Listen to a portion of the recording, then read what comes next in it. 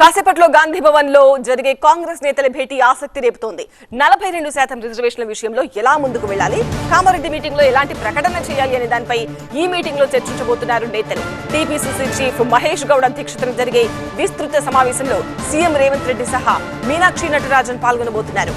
ఈ నెల 15న కామారెడ్డిలో బహిరంగ సభ నిర్వహించబోతోంది కాంగ్రెస్ పార్టీ. ఆ మీటింగ్ కు సంబంధించి ఏర్పాట్లపై ఇవాల్టి భేటీలో చర్చించబోతున్నారు. కామారెడ్డి మీటింగ్ కు రాహుల్ గాంధీ, ఖర్గేలను ఆహ్వానించే యోచనలో ఉన్నారు తెలంగాణ కాంగ్రెస్ నేతలు. భారీ జన సమీకరణ కోసం ప్లాన్ చేస్తున్నారు. బీసీలకు 42% రిజర్వేషన్లు కల్పిస్తామని ఎన్నికలకు ముందు కామారెడ్డి డిక్లరేషన్ లోనే ప్రకటించింది కాంగ్రెస్ పార్టీ. కామారెడ్డి మీటింగ్ లో చెప్పే విషయాలపై ఇవాల్టి మీటింగ్ లో చర్చిస్తారు. మరోవైపు గ్రామ స్థాయి నుంచి జిల్లా స్థాయి వరకు పార్టీ కమిటీల ఏర్పాటుపై సమీక్షిస్తారు. పెండింగ్ లో ఉన్న నామినేటెడ్ పోస్టుల భర్తీపై కూడా చర్చ జరగనుంది.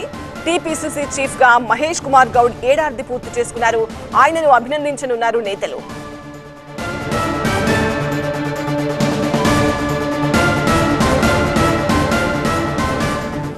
ఆసక్తి రేపుతున్న ఈ భేటీకి సంబంధించిన మరిన్ని అప్డేట్స్ తో మకలి ప్రభాకర్ లైవ్ లో జాయిన్ అవుతున్నారు. ప్రభాకర్, ఇవాల్టి భేటీకి ఎవరెవరు హాజరవుతున్నారు, అలాగే 15న జరిగే కామారెడ్డి సమావేశంలో ఏం చెప్పాలి అనే దానిపై ఎలాంటి నిర్ణయాలు ఇవాళ తీసుకోబోతున్నారు? మరికొద్దిసేపట్లోనే విస్తృతస్థాయి సమావేశం గాంధీ భవన్లో జరగబోతుంది. దీనికి కార్పొరేషన్ చైర్మన్లతో పాటుగా ఈ మొత్తం విస్తృతస్థాయి కమిటీకి సంబంధించిన సభ్యులందరూ కూడా అటెండ్ కాబోతున్నారు. పీసీసీ చీఫ్ మహేష్ గౌడ్ అధ్యక్షన ఈ సమావేశం జరగనుంది.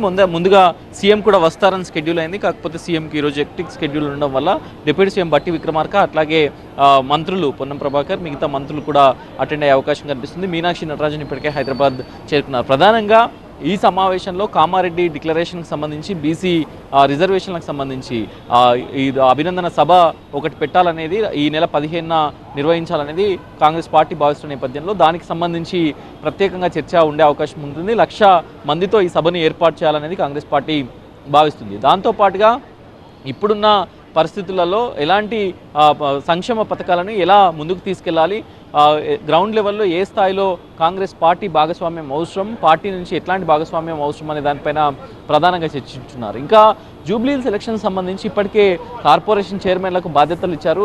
సో ఆ బాధ్యతలకు సంబంధించి ఎలాంటి చైర్మన్లు అందరూ కూడా ఈ సమావేశంలో పాల్గొంటున్నారు. కాబట్టి ఏ విధంగా ముందుకెళ్ళాలి, గ్రౌండ్ వర్క్ ఎలా జరుగుతుంది, ప్రోగ్రెస్ ఎలా ఉంది అనే దానిపైన పూర్తి స్థాయిలో డిస్కస్ చేయనున్నారు. ఇక మహేష్ గౌడ్ నియామకం పూర్తయి 1 year అయిన సందర్భంగా ఆయనకు అభినందనలు తెలిపే కార్యక్రమాన్ని కూడా ఈ సమావేశంలో నిర్వహిస్తున్నారు. ముఖ్యంగా కామారెడ్డి సభకు సంబంధించి 1,00,000 మందితో 15వ తేదీన జరగబోయే మీటింగ్ సంబంధించి ప్రధానంగా చర్చ జరగబోతుంది. సమీకరణ ఎలా ఉండాలి, సభ లక్ష్యాలు ఏ విధంగా ఉండాలి అనే దానిపైనే ప్రధానంగా చర్చించబోతున్నారు. మరికొద్దిసేపట్లోనే ఈ సమావేశం ప్రారంభం కానుంది.